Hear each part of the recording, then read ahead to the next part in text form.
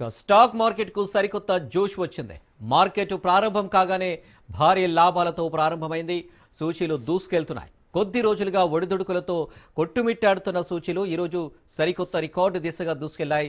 Nifty 26,277 mark చేరి all time record నెలకొల్పింది. 14 నెలల తర్వాత నిఫ్టీ ఈ కొత్త రికార్డును సృష్టించింది.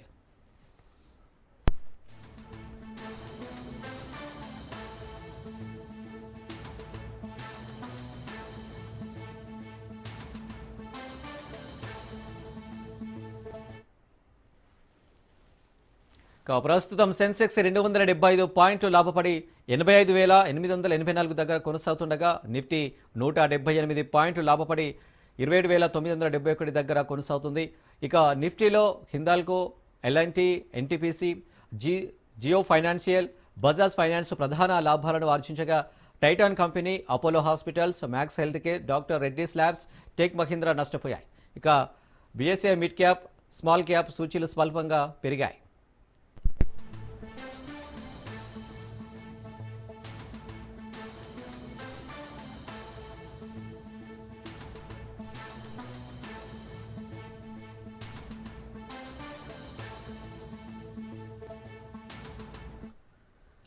స్టాక్ మార్కెట్కు సరికొత్త జోష్ వచ్చింది. మార్కెట్ ప్రారంభం కాగానే భారీ లాభాలతో ప్రారంభమైంది. సూచీలు దూసుకెళ్తున్నాయి. కొద్ది రోజులుగా ఒడిదొడుకులతో కొట్టుమిట్టాడుతున్న సూచీలు ఈరోజు సరికొత్త రికార్డు దిశగా దూసుకెళ్లాయి. నిఫ్టీ 26,277 మార్కు చేరి ఆల్ టైమ్ రికార్డు నెలకొల్పింది. 14 నెలల తర్వాత నిఫ్టీ ఈ కొత్త రికార్డును సృష్టించింది.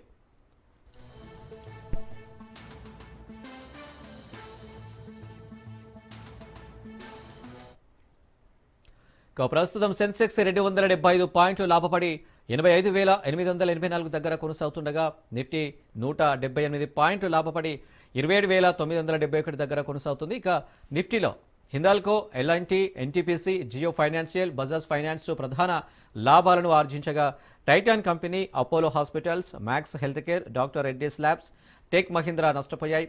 BSc mid cap, small cap సూచీలు స్వల్పంగా పెరిగాయి.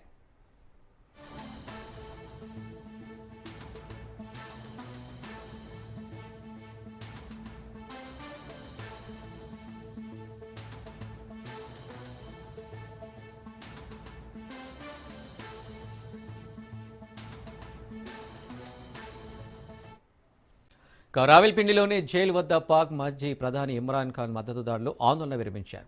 ఇవాళ డిసెంబర్ 2న ఇమ్రాన్ ఖాన్కు కలిసేందుకు కుటుంబ సభ్యులకు జైలు అధికారులు అనుమతిచ్చారు. ఆయన ఆరోగ్యంగానే ఉన్నారని వారు తెలిపారు. ఆయన్ను మరో జైలుకు తరలించారన్న వార్తలను ఖండించారు. 5 స్టార్ హోటల్లో కంటే ఇమ్రాన్ ఖాన్కు మెరుగైన ఆహారం అందుతుందని పాక్ రక్షణ మంత్రి ఖవాజా ఆసిఫ్ తెలిపారు. ఆయన జైలులో ఆరోగ్యంగానే ఉన్నారని స్పష్టం చేశారు.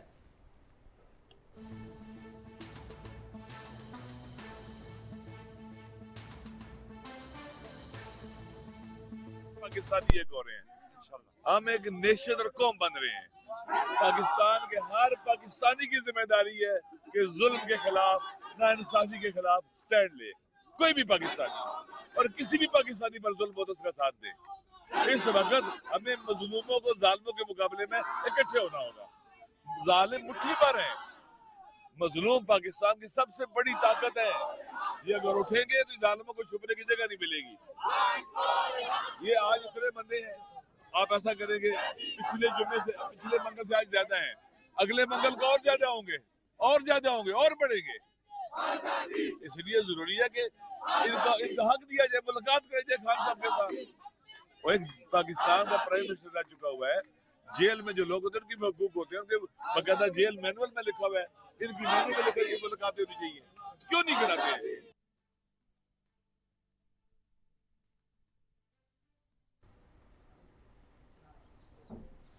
రైట్గా ఇష్యూకు సంబంధించి మరిన్ని డీటెయిల్స్ మా ప్రతినిధి మధు అందిస్తారు. మధు, ఇమ్రాన్ ఖాన్ మృతి నిన్న ఆ వార్తలైతే చక్కర్లు కొట్టాయి.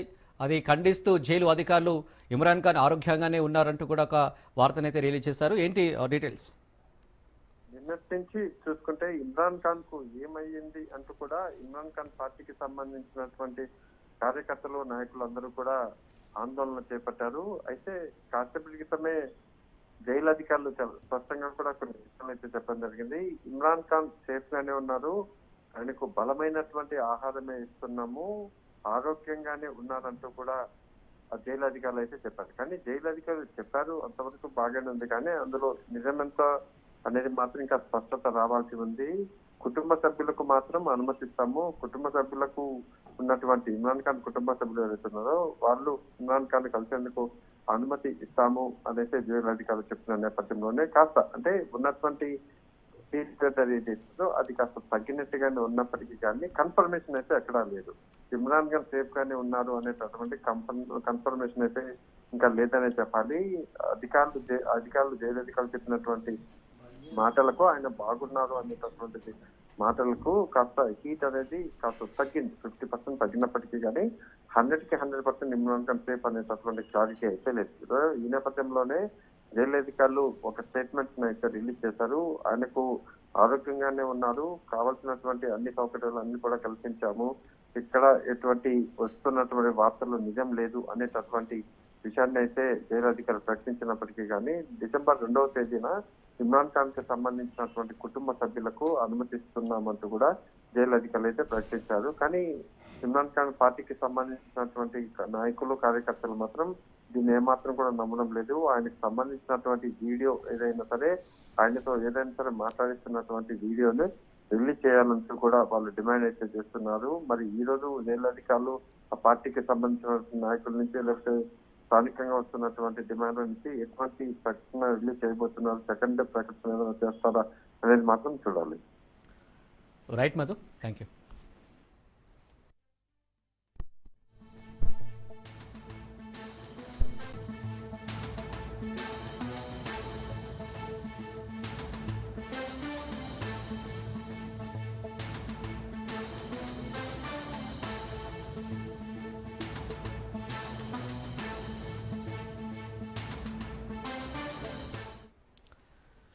ఢిల్లీలో వాయు కాలుష్యం పీక్స్కు చేరింది. కొన్ని ప్రాంతాల్లో గాలి నాణ్యత సూచి ఏకంగా 351 పాయింట్లు నమోదైంది. దీంతో ప్రజలు ఉక్కిరిబిక్కిరవుతున్నారు. కాలుష్యం కారణంగా ఇప్పటికే ఢిల్లీని అధికారులు రెడ్ జోన్గా ప్రకటించారు.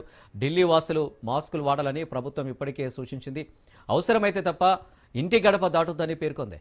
వాహనాలు, పరిశ్రమల ఉద్గారాలు, వ్యవసాయ వ్యర్థాలను తగులబెట్టడం, గాలిలో చలనం తక్కువగా ఉండటం వంటి కారణాల వల్ల ఢిల్లీలో వాయు కాలుష్యం విపరీతంగా పెరిగింది.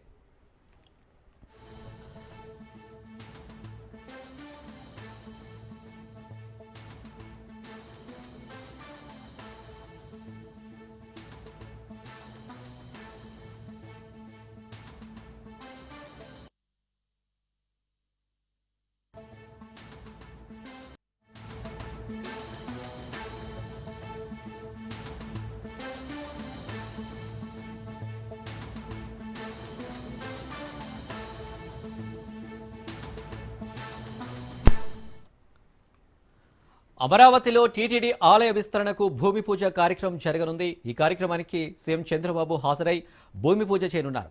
ఇందులో భాగంగా 2 దశల్లో ఏకంగా 260 కోట్లతో అభివృద్ధి కార్యక్రమాన్ని చేపట్టనుంది.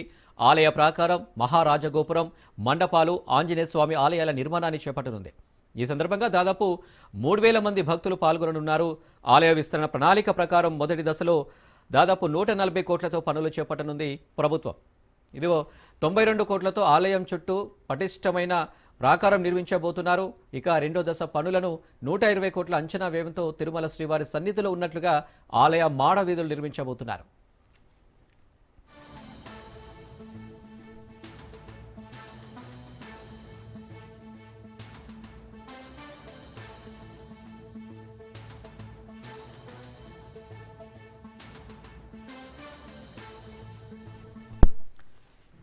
ఇక అమరావతిలో టీటీడీ ఆలయ విస్తరణకు భూమి పూజ కార్యక్రమం జరగనుంది. ఇక ఈ కార్యక్రమానికి సీఎం చంద్రబాబు హాజరై భూమి పూజ చేయనున్నారు. ఇక దీనికి సంబంధించి మరిన్ని డీటెయిల్స్ మా ప్రతినిధి సంతోష్ అందిస్తారు. సంతోష్. అనిల్, ఏపీ రాష్ట్ర రాజధాని అమరావతి వెంకటాపాలెంలో అయితే గనక ఇక టీటీడీ దేవస్థానానికి సంబంధించి పునరభివృద్ధికి సంబంధించి పూర్తి స్థాయిలో అయితే కనుక కూటమి ప్రభుత్వం అడుగులు వేస్తా ఉంది. ఈ యొక్క టీటీడీ దేవస్థానంలో అయితే గనక కొన్ని కీలకమైనటువంటి పూజా కార్యక్రమాల్లో సీఎం చంద్రబాబు నాయుడు పాల్గొనున్నట్టు కూడా తెలుస్తా ఉంది. ఏదైతే టీటీడీ తిరుమల తిరుపతి దేవస్థానం తిరుపతిలో ఏదైతే ఉందో ఆ నమూనా ఆధారంగా అయితే గనక ఇక రాజధాని ప్రాంతంలో కూడా ఏదైతే గొప్పగా అయితే కనుక పూర్తి స్థాయిలో నిర్మించే విధంగా కొన్ని ప్రాకారాలతో పాటు ఆంజనేయ స్వామి మండపాలు, అదేవిధంగా అన్నదాన సందర్భానికి సంబంధించినటువంటి భవనాలు, వీటన్నిటి ఈ రోజు అయితే కనుక కార్యక్రమాలను శంకుస్థాపన చేయనున్నట్టు తెలుస్తోంది. ఈ నేపథ్యంలోనే ఇటు టీటీడీ ఈఓ, అదేవిధంగా పాలక మండలి చైర్మన్ వీరందరూ కూడా ఈ యొక్క కార్యక్రమంలో పాల్గొనున్నట్టు తెలుస్తోంది. దీనికి సంబంధించి రాష్ట్ర రాజధాని అమరావతిలో కూడా ఒక టీటీడీ అనేది ఉన్నటువంటి నేపథ్యంలోనే ప్రతి ఒక్కరూ కూడా రాజధాని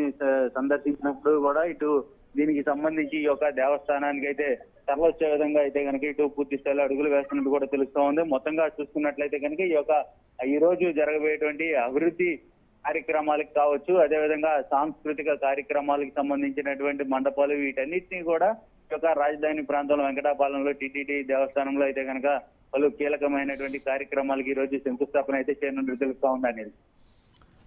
రైట్ సంతోష్, థ్యాంక్ యూ.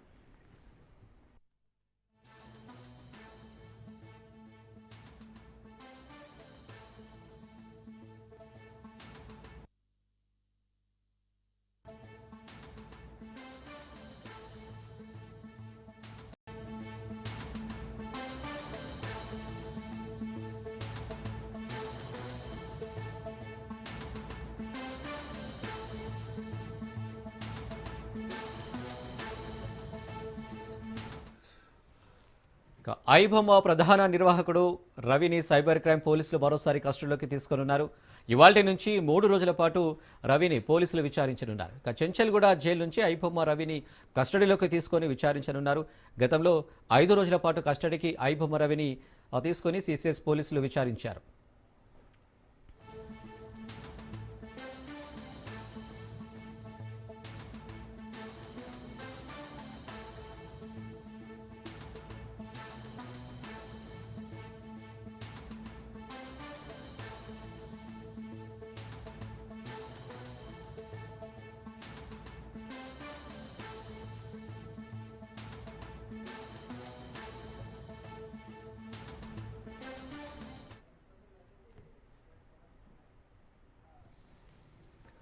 ఇక ఐబొమ్మ నిర్వాహకుడు రవి సైబర్ క్రైమ్ పోలీసులు మరోసారి కస్టడీలోకి తీసుకున్నారు. ఇవాళ నుంచి 3 రోజుల పాటు రవిని పోలీసులు విచారించనున్నారు. ఇక దీనికి సంబంధించి మరిన్ని డీటెయిల్స్ మా ప్రతినిధి పవన్ అందిస్తారు. పవన్, మరికొద్ది సేపట్లో ఐబొమ్మ రవిని చెంచలగూడ జైలు నుంచి కూడా పోలీసులు కస్టడీ తీసుకున్నారు. ఎందుకంటే ఇప్పటికే కోర్టు యొక్క 3 రోజుల పాటు యొక్క కస్టడీ ఇస్తూ యొక్క మధ్యంతర ఉత్తర్వులు జారీ చేసిన నేపథ్యంలో ఈ రోజు, రేపు, ఎల్లుండి 3 రోజుల పాటు కూడా పోలీసులు యొక్క కస్టడీలో విచారణ కొనసాగిస్తారు. ముఖ్యంగా చూస్తే రవికి సంబంధించి గతంలోనే 5 రోజుల పాటు విచారించిన సైబర్ క్రైమ్ పోలీసులు ఇంకా చాలా సమాచారం రాబట్టేది ఉన్నట్టు కూడా తమకు ఇంకా 7 రోజుల కస్టడీ పిటిషన్ కూడా కోర్టులో దాఖలు చేసిన నేపథ్యంలో 3 రోజుల పాటు కస్టడీ ఇస్తూ కోర్టు ఉత్తర్వులు జారీ చేసింది. కాబట్టి ముఖ్యంగా చూస్తే ఐబొమ్మకు సంబంధించిన పైరసీ సినిమా కావచ్చు, అంతేకాకుండా పైరసీ సినిమా వల్ల వచ్చిన డబ్బులు సంబంధించిన లావాదేవీలు కావచ్చు, దీనికి సంబంధించి ఇతర దేశాలకు ఎప్పుడెప్పుడు వెళ్ళారు, ఎక్కడెక్కడ వెళ్ళారు, ఎవరిని కలిశారు,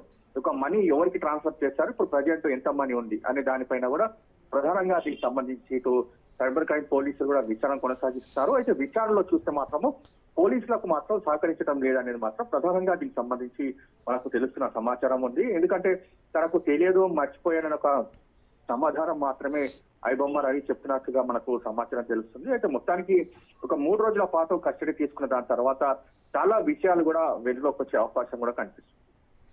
రైట్ పవన్, థ్యాంక్ యూ.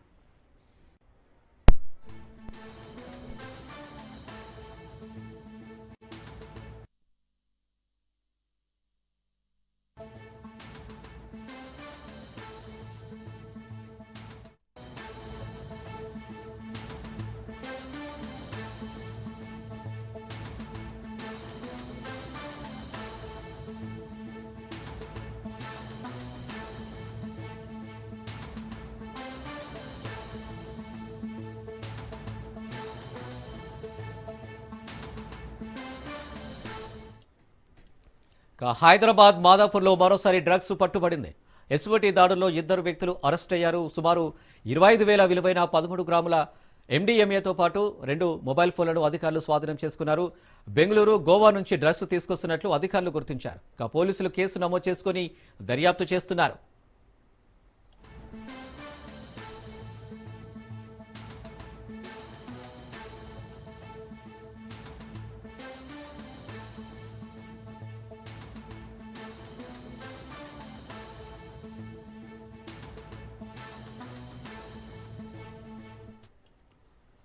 ఇక హైదరాబాద్ మాదాపూర్లో మరోసారి డ్రగ్స్ పట్టుబడింది.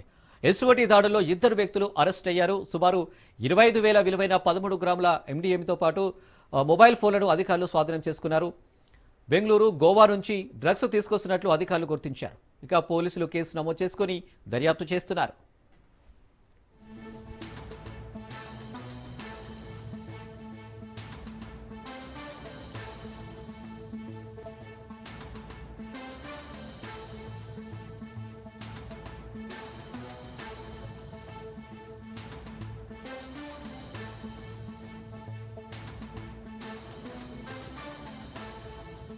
కృష్ణా జలాలపై సీఎం చంద్రబాబు కీలక వ్యాఖ్యలు చేశారు.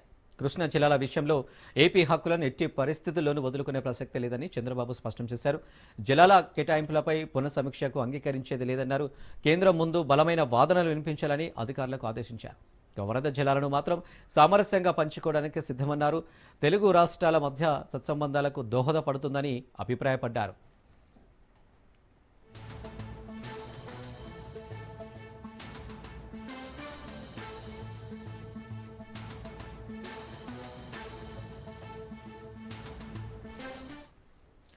కృష్ణా జలాలపై సీఎం చంద్రబాబు కీలక వ్యాఖ్యలు చేశారు. కృష్ణా జలాల విషయంలో ఏపీ హక్కులను ఎట్టి పరిస్థితుల్లోనూ వదులుకునే ప్రసక్తి లేదని చంద్రబాబు స్పష్టం చేశారు. జలాల కేటాయింపులపై పునఃసమీక్షకు అంగీకరించేది లేదన్నారు. కేంద్రం ముందు బలమైన వాదనలు వినిపించాలని అధికారులకు ఆదేశించారు. వరద జలాలను మాత్రం సామరస్యంగా పంచుకోవడానికి సిద్ధమన్నారు. ఇది తెలుగు రాష్ట్రాల మధ్య సత్సంబంధాలకు దోహదపడుతుందని అభిప్రాయపడ్డారు.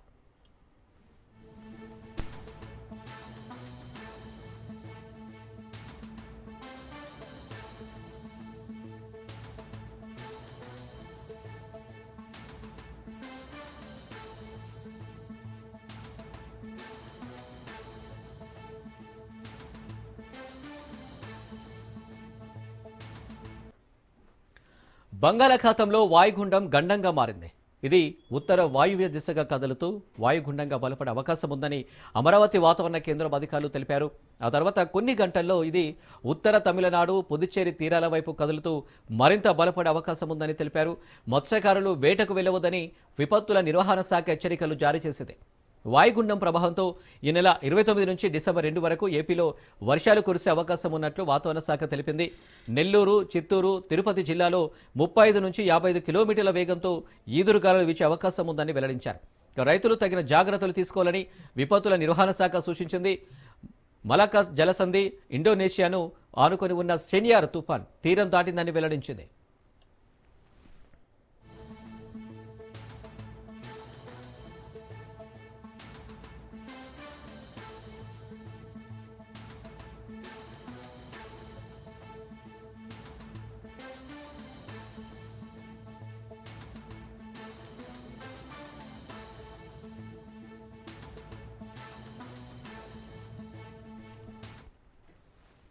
నేషనల్ గార్డ్స్ దాడిపై అమెరికా అధ్యక్షుడు డొనాల్డ్ ట్రంప్ స్పందించారు. ఓ మృగం నేషనల్ గార్డ్స్పై దాడి చేసిందని, దీనికి భారీ మూల్యం చెల్లించుకోక తప్పదని వార్నింగ్ ఇచ్చాడు. వాషింగ్టన్ డీసీలో అదనంగా 500 మంది నేషనల్ గార్డ్స్ మోహరించారు. ఆఫ్ఘనిస్తాన్ పౌరులకు వీసాల మంజూరును అమెరికా నిలిపివేసింది. తమ దేశస్తుల భద్రతే ముఖ్యమని ఇమిగ్రేషన్ శాఖ తెలిపింది.